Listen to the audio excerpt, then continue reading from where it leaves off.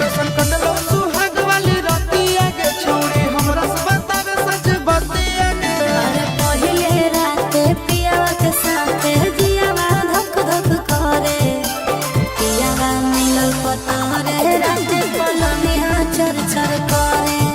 अरे पहिले राते सैया के साथे जियावा धक धक करे, पियावा मिलल पतरे राते पलनिया चर चर करे।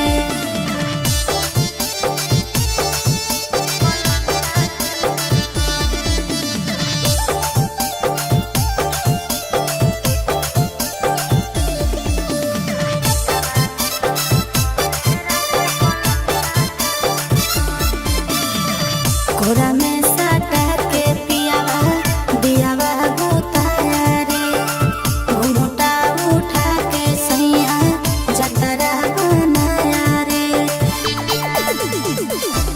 मुँह देखाई में छौड़ी कुछ मिला लौके ना, तोर जवानी के पानी में फूल खिला लौके ना। अरे कबो ऊपर कबो नीचे चिजवा मोर धरे, पियावा मिलल पतरे राते पलनिया चर चर करे।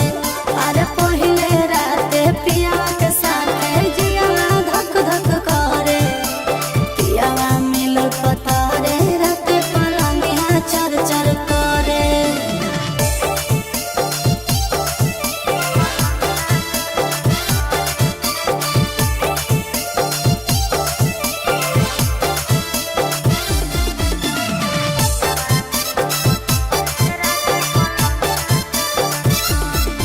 सोनवा के नथिया सैया हमारा ले लाया रे, प्यार से धीरे धीरे अपने से पहनाया रे।